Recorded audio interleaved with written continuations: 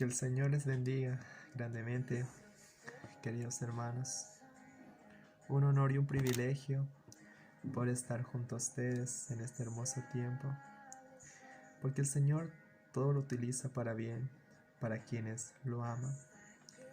El Señor Todopoderoso los bendiga grandemente, que les llene de sus espléndidas bendiciones espirituales y les lleve de gloria en gloria, de victoria en victoria y de poder en poder.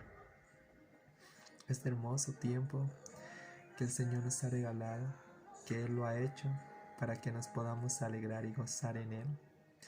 Y en todo tiempo debemos estar gozosos. Una vez más lo repite el apóstol Pablo: estén gozosos, por nada estéis afanosos. El Señor Todopoderoso llene sus corazones de la paz que sobrepasa todo entendimiento, que les da esa paz que sobrepasa todo conocimiento, todo intelecto, que guarde sus corazones en Cristo Jesús, Señor nuestro. Bueno, ahora con sus Biblias abiertas en el capítulo 2 de Filipenses, vamos a terminar con la bendición de Dios este capítulo 2. Y antes, acompáñenme en oración. Querido Padre, oh Señor, gracias por darnos, Señor, la oportunidad de buscarte, de poder mirar tu rostro, de poder estar ante ti agradecidos. Gracias por darnos, Señor, libertad en Cristo. Oh Señor, nos acercamos a tu verdad, aquella verdad que nos hace libres del pecado. Venimos, Señor, con un corazón humilde para aprender tus palabras. Queremos guardarlo dentro de nosotros y que tu Espíritu Santo nos ayude a ponerlo, Señor, por obra, en práctica. Espíritu Santo, vivifícate en nuestros corazones. Ayúdanos, Señor, a poder cumplir tu palabra, Señor, obedecerla por amor. Ayúdanos, Espíritu Santo, a poder caminar conforme a tu voluntad, a ser guiados por ti, Señor, por tu Espíritu, oh Señor. Ayúdanos, Señor, a obedecerte. Ayúdanos, Señor, a confiar en ti día a día, a poner todas nuestras cargas en tus manos, a saber que en ti, Señor, estamos protegidos y seguros, que en ti, Señor, todas las cosas son viejas y tú lo haces nuevo cada mañana, cada día.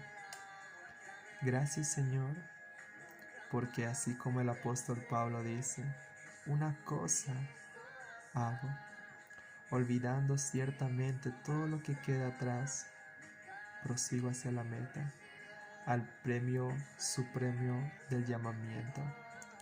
Oh Señor, dejamos, Señor, en tus manos, Señor, todo lo que pesa en nuestros corazones.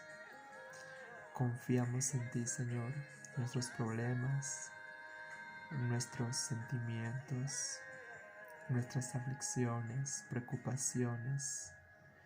En tus manos, Señor, lo ponemos y estamos seguros, porque en ti, Señor, hay descanso. Oh Espíritu Santo, entramos en tu reposo eterno. Entramos en aguas profundas de santidad. Te damos las gracias, Señor, porque tu Espíritu Santo se mueve, Señor, en nuestras vidas, en nuestro corazón. Gracias, amado Señor, por tu presencia, por tu gracia, por tu amor en nuestras vidas, Señor. Gracias, Espíritu Santo, por moverte en nuestras vidas, Señor. Gracias, Señor. Señor Jesús, gracias. Gracias por este tiempo. Gracias por guardarnos. Gracias por cuidarnos. Gracias por tomar nuestra mano, Señor, y por habernos cargado en momentos en que nosotros ya no podíamos caminar. Gracias, Señor, por tu sacrificio perfecto. Gracias, Señor, porque nos ves, Señor, a través de tu Hijo. No ves hombres pecadores, sino que nos ves a través del Cordero. Gracias, Señor, por tu amor, por tu verdad, Señor. Señor Jesús, sentimos, Señor, tu presencia en nuestras vidas. Dejamos, Señor, ser guiados por ti, Señor. Que tú nos guíes, Señor, a través de tu palabra. Que tu Espíritu nos ayude, Señor, a ponerlo por obra. Oh, Señor, gracias, Señor. Te amamos, Espíritu Santo. Te amamos, Señor. Gracias, Espíritu Santo. Gracias por estar aquí con nosotros. Gracias por abrazarnos en momentos de soledad, por darnos consuelo, por darnos libertad. Gracias por tu redención. Gracias por restaurar nuestras vidas, por darnos una oportunidad para buscar tu rostro, para amarte, Señor Jesús. Gracias. Oh, Señor, ministranos en tu presencia. Ministranos, Señor, en tu perfecto amor. Oh, Señor, gracias, porque tú traes sanidad a nuestro corazón. Tú sanas a los quebrantados de corazón, a los que están oprimidos por el pecado. Tú les traes libertad, redención. Oh, Señor, has venido para predicar las buenas noticias, para dar libertad a los cautivos, para sanar a los quebrantados de corazón. Oh, Señor, gracias. Gracias, amado Espíritu Santo. Gracias por estar aquí, Señor. Sentimos el fuego de tu Espíritu que nos lleva más cerca de ti, que nos abraza, que nos redime, que nos restaura. Gracias, Espíritu Santo. Oh, sí, Señor, gracias. Gracias, Espíritu Santo, por guardarnos, por cuidarnos, por protegernos.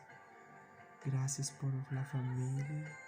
Gracias por nuestros hijos, por nuestra familia.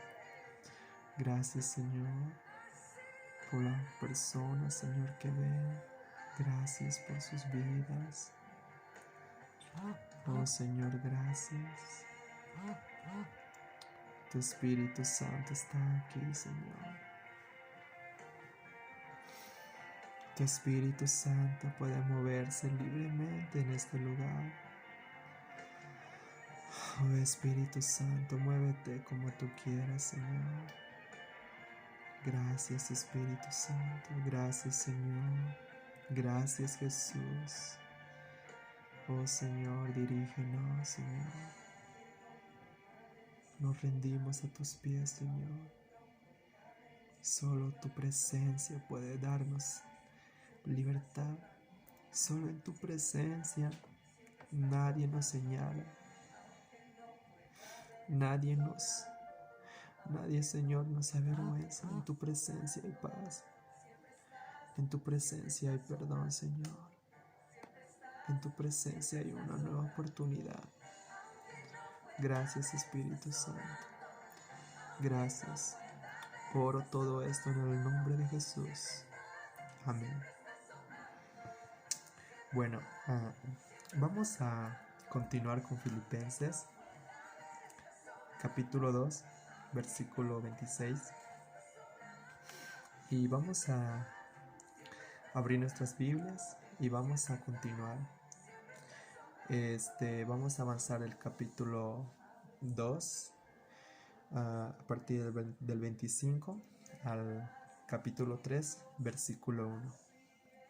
Bueno, querido hermano, en el capítulo 2 de esta epístola a los filipenses que estamos estudiando, hemos estado observando la norma del vivir cristiano.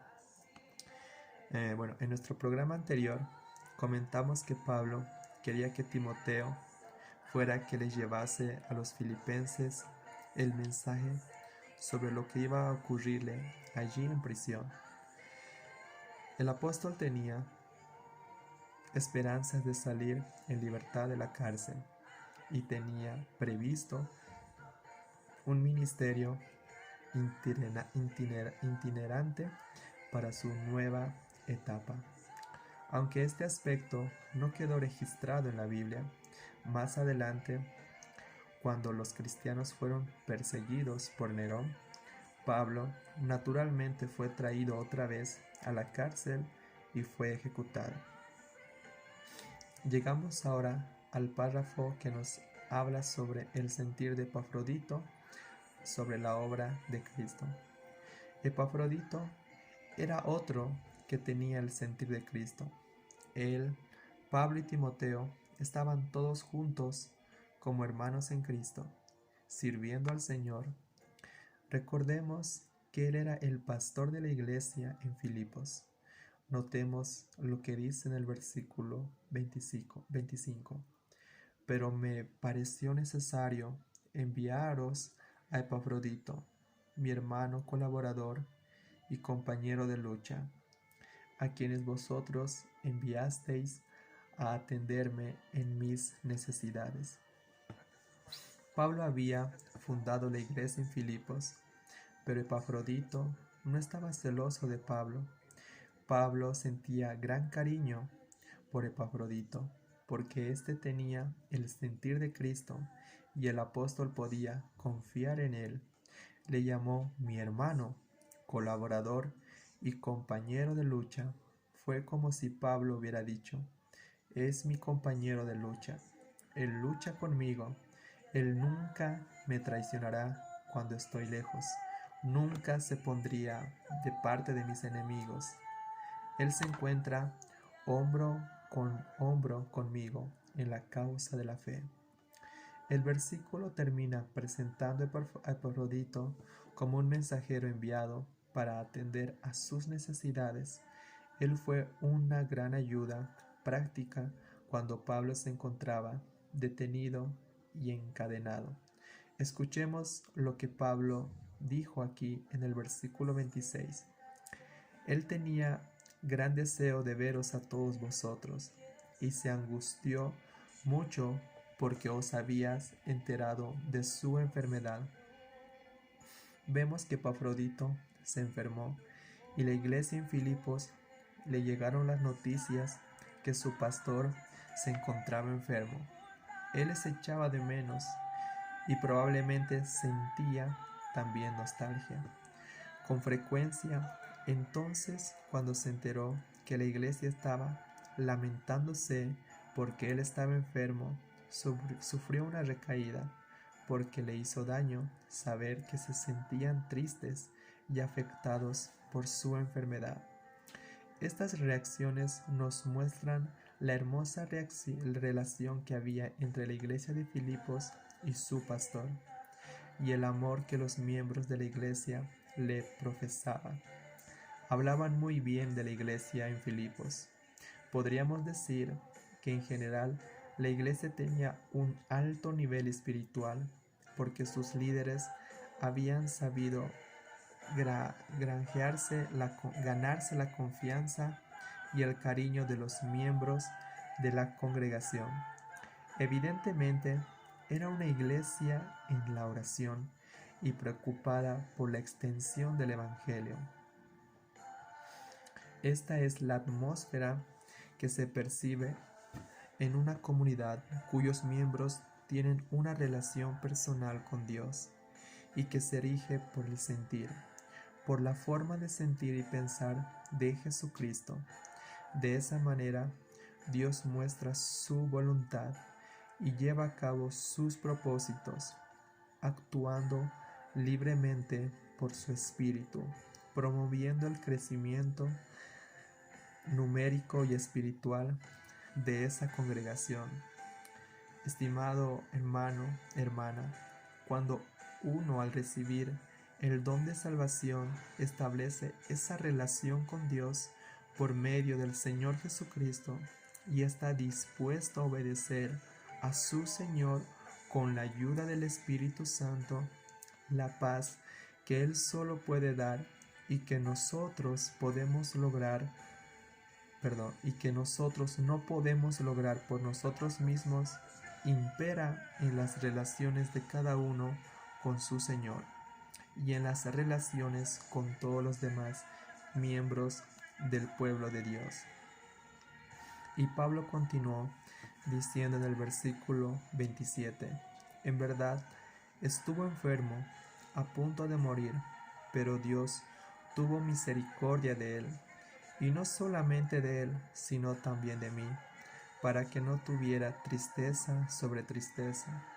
Ahora quisiéramos destacar aquí algo que quizás pase desapercibido. Muchos sinceros creyentes creen que hoy los cristianos no deberían estar enfermos y que deberían confiar en Dios para que los sane. Pero entonces nosotros formulamos la pregunta: ¿por qué no sanó Pablo a Epafrodito, el pastor de la iglesia de Filipos? Estaba tan enfermo que casi murió. Es que Pablo y los otros apóstoles tenían dones que eran señales. Tenemos que recordar que ellos no tenían la guía que tenemos hoy, que el Nuevo Testamento. Cuando Pablo comenzó, ellos no tenían la guía que tenemos hoy, el Nuevo Testamento. Cuando Pablo comenzó a proclamar el mensaje del Evangelio, aún no se había escrito ninguna parte del Nuevo Testamento. Pablo mismo escribiría el segundo libro del Nuevo Testamento, cuando se dirigía hacia un nuevo territorio con su mensaje. ¿Cuál era su autoridad? Él no tenía ninguno excepto los dones que eran señales, entre los que encontraba el don de sanidad. Pero en ese momento de su carta a los filipenses, Pablo se estaba acercando al final de su ministerio. Recordemos que Pablo mismo tenía un aguijón en su cuerpo que el Señor no removería. En cambio, el Señor le dio a Pablo gracia para soportarlo. Después recordemos que Timoteo tenía un problema en el estómago. Si Pablo era un sanador, ¿por qué no sanó a Timoteo? En realidad le recomendó que tomase vino para aliviar su dolencia. Y en 2 Timoteo capítulo 4 versículo 20, el apóstol Pablo dijo que había dejado a Trófimo en Mileto, enfermo. ¿Por qué no lo sanó?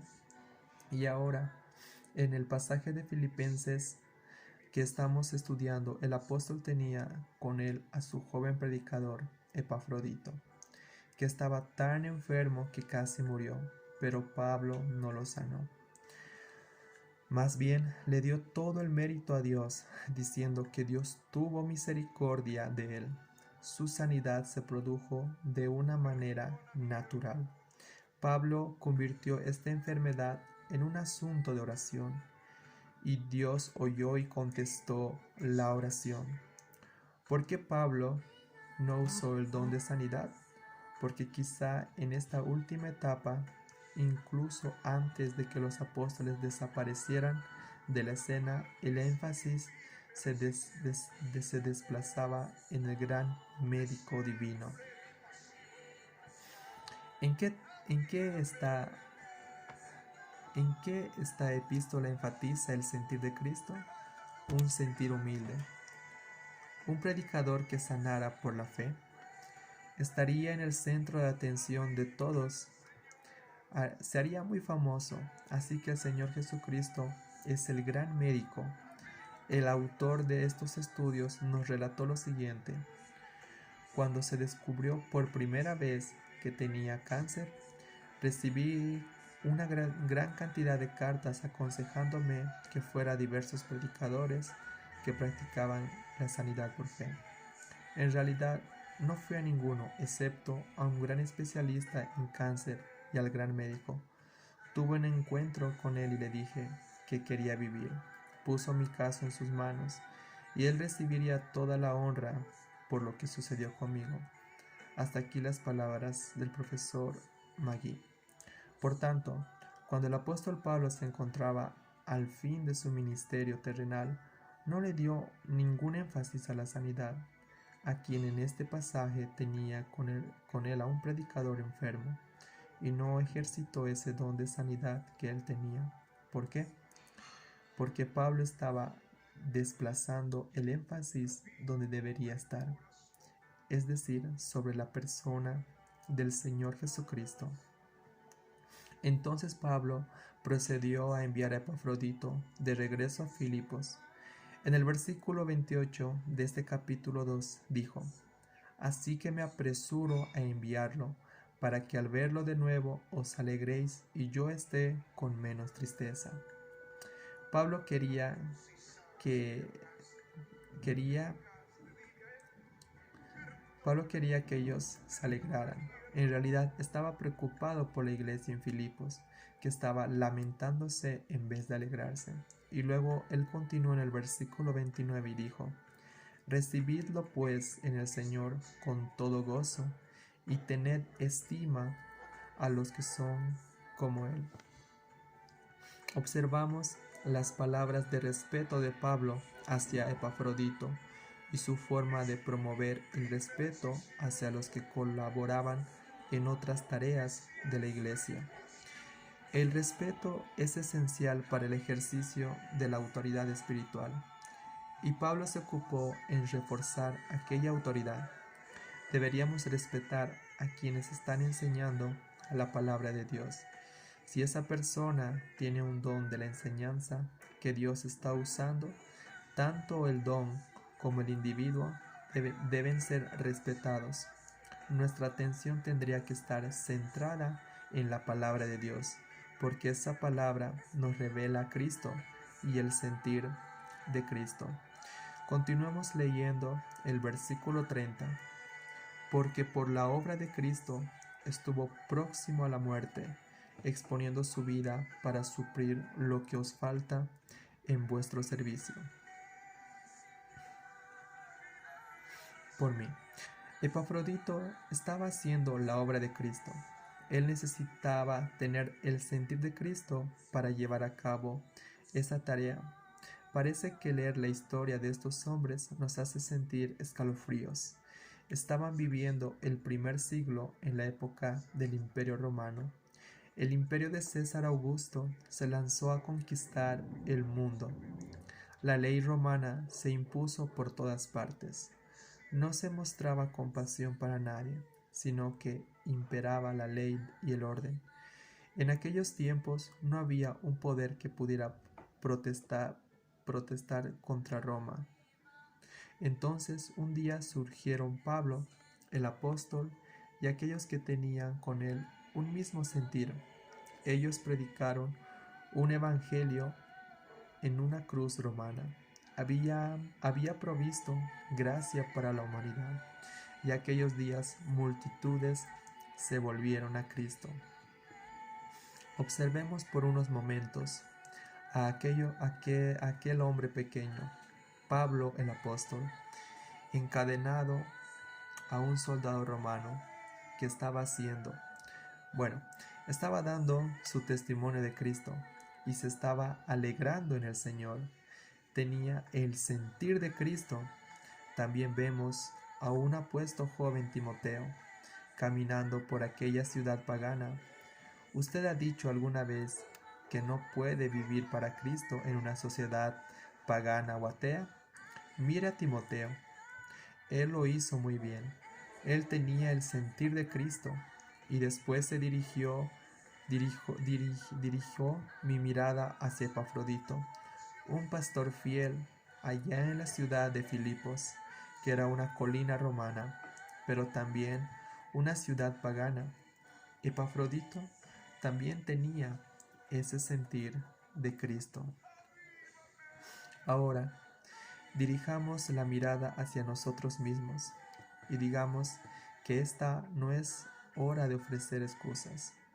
No es la hora de ofrecer excusas. Si estos hombres pudieron tener el sentir de Cristo en el primer siglo, hoy en el siglo XXI en que nos encontramos, usted y yo podemos tener el mismo sentir que tuvieron estos hombres, el sentir de Cristo. ¿Cuán urgentemente necesitamos en las actuales circunstancias humanas esta actitud, esta forma de pensar que hubo en el Señor Jesucristo? ¿Y cómo necesitamos esa actitud encarnada en las vidas de los cristianos? Antes de pasar al capítulo 3, vamos a recordar el bosquejo del capítulo 2 de Filipenses. En el capítulo 2 encontramos el modelo de vivir cristiano. Después de hacer referencias a las actitudes de los filipenses en su convivencia y sus motivaciones, en el versículo 5 al 8 se habla de la mente de Cristo, que se destacaba por su humildad. En el versículo 9 al 11 se habla de la mente de Dios, revelada en la exaltación de Cristo. En el versículo 12 al 18 se habla sobre la mente de Pablo, reflejada en la actitud que él quiere que sus lectores desarrollen en la práctica en todo lo que tenga que ver con Cristo. En los versículos 19 al 24 se hace referencia a la mente de Timoteo, que sigue el modelo de Pablo, y en los versículos 25 al 30 la mente de Epafrodito, en cuya vida se reflejó la palabra y la obra de Cristo.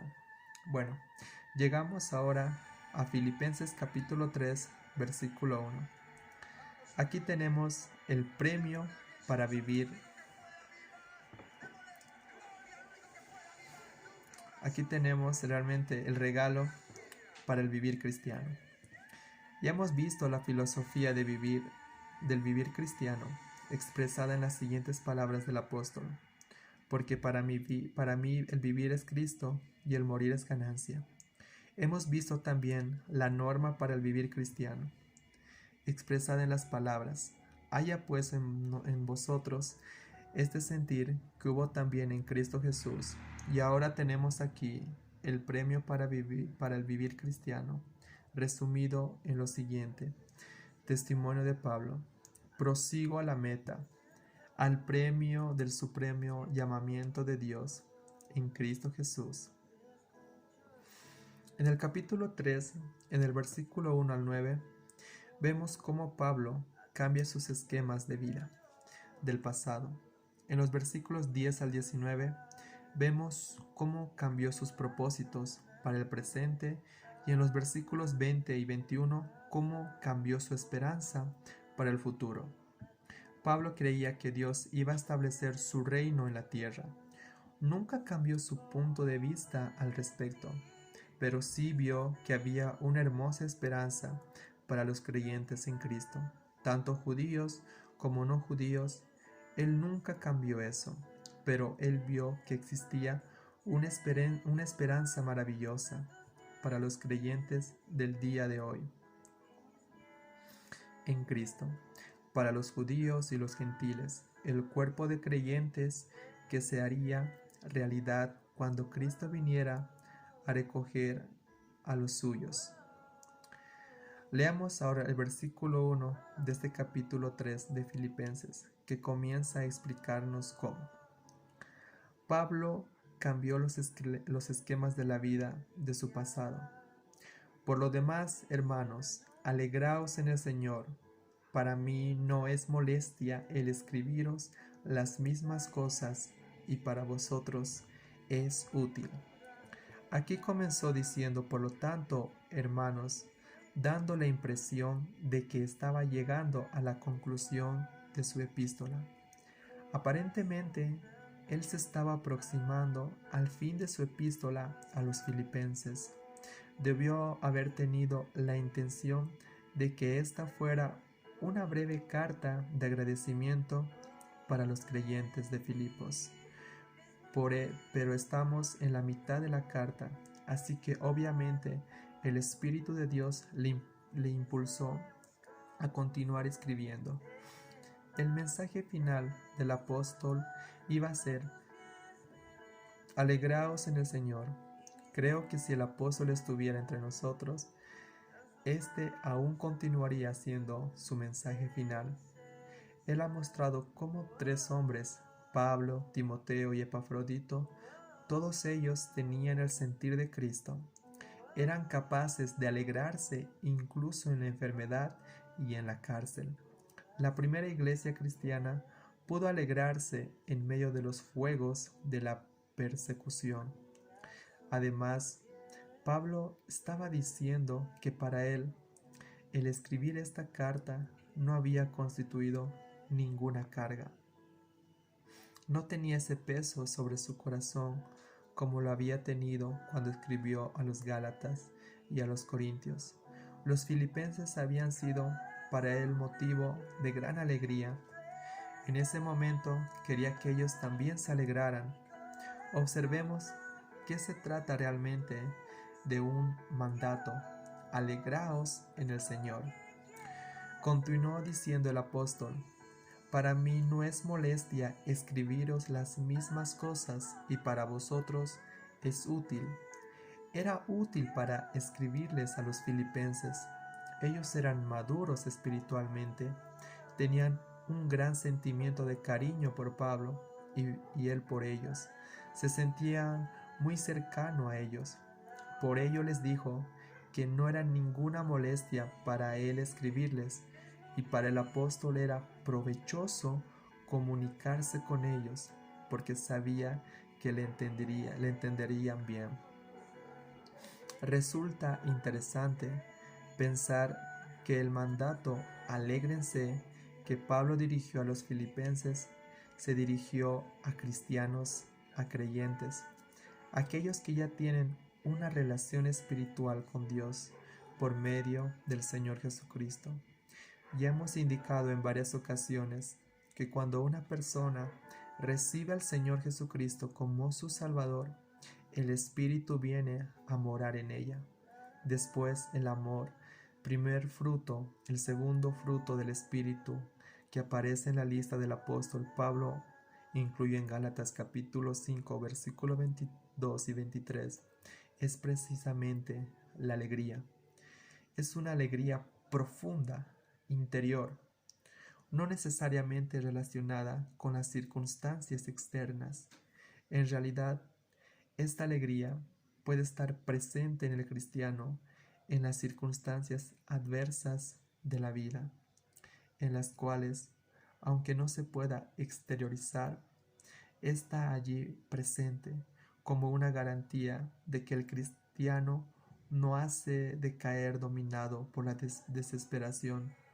Lo importante es que se apoya sobre la fe del creyente en Dios, que le proporciona paz en medio de las pruebas de la vida.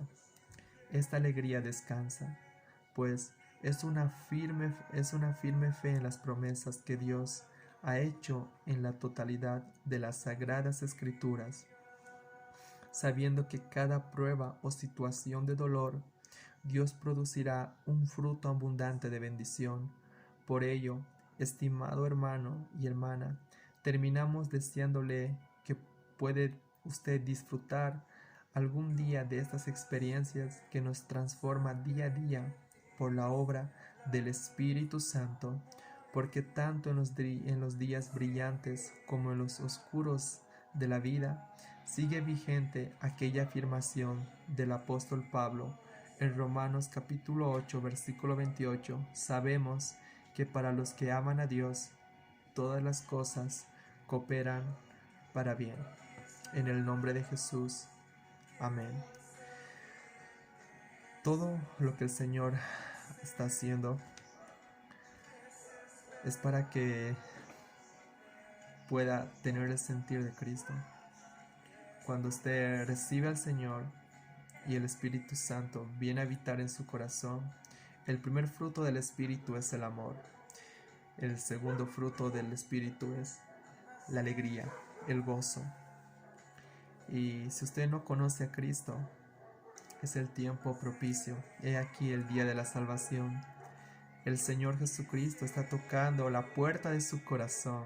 Él es un caballero que va a pedir permiso para que entre a su corazón con toda su confianza y la fe.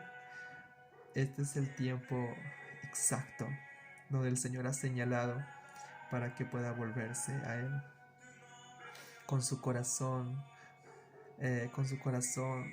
con toda sinceridad y con toda verdad. Acérquese al Señor. Si usted no conoce a Cristo, y dígale: Señor, hoy vengo a ti, vengo hoy a tus pies para ofrecerte mi corazón.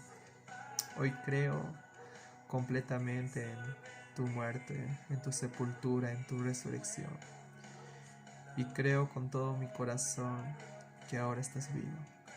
Y hoy me arrepiento de todos mis pecados, de todas mis iniquidades, de todos mis errores, y me vuelvo a ti. Hoy te acepto como mi Señor y mi Salvador. Señor Jesús, eres el dueño y el amo de mi vida. Eres mi Salvador, Jesús. Escribe mi nombre en el libro de la vida y nunca lo borres. Te doy gracias en el nombre del Señor Jesús. Amén. Es un privilegio si usted ha hecho esta oración junto conmigo. Si realmente lo ha aceptado con todo su corazón y con toda su confianza y la fe en Cristo,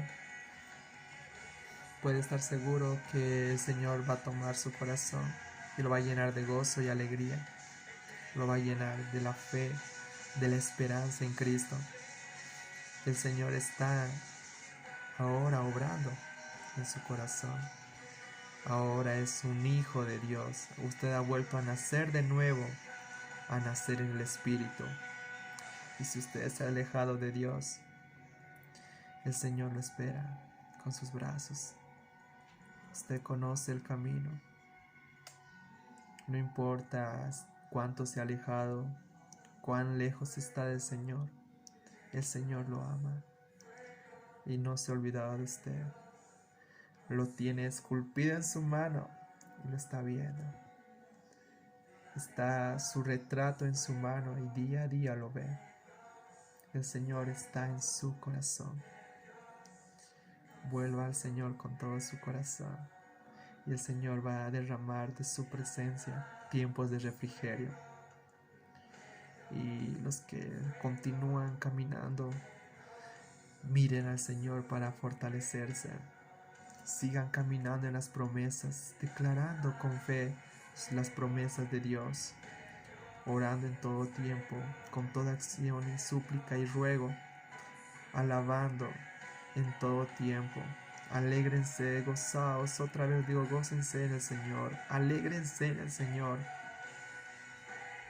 Que el Señor pueda derramar su gloria en sus vidas, que el Señor pueda derramar su presencia en cada corazón, que el Señor pueda llevarlos a niveles de intimidad profundamente, que puedan sentir la gloria del Señor, a un Jesús real, a un Jesús encarnado en sus vidas, para que puedan amar a su familia, para que puedan amar al prójimo, para que puedan amar a sus hijos, a su esposo o a su esposa, puedan amarlo con todo su corazón, porque el Señor vino para reconciliar los padres a los hijos y los hijos a los padres, y también vino a ser una figura perfecta de un matrimonio. Nosotros somos la iglesia, la novia, el esposo, que es Cristo Jesús. Cómo nos enseña cómo debemos honrar a la esposa, cuidarla, respetarla, protegerla, porque ella es el vaso más frágil y más delicado. Que el Señor Todopoderoso derrame su gloria en sus corazones, bendiga sus vidas, les llene más y más de Él, que puedan imitar al varón perfecto y llegar a la estatura de aquel que los ama, que su gloria y su amor pueda impregnarse en sus vidas, en su rostro, que puedan ver la gloria del Señor, su luz pueda disipar todas tinieblas y puedan ver la gloria del Padre en sus corazones, en sus vidas, en el caminar con Cristo. Que el Señor Todopoderoso los guarde, los bendiga, quédense en su casa. Si necesitan ayuda, solamente díganme si necesitan algo. Yo voy a estar ahí orando y también proveyendo materialmente si lo necesitan. Que el Señor los bendiga, que el Todopoderoso los guarde y los cuide. En el nombre de Jesús. Amén.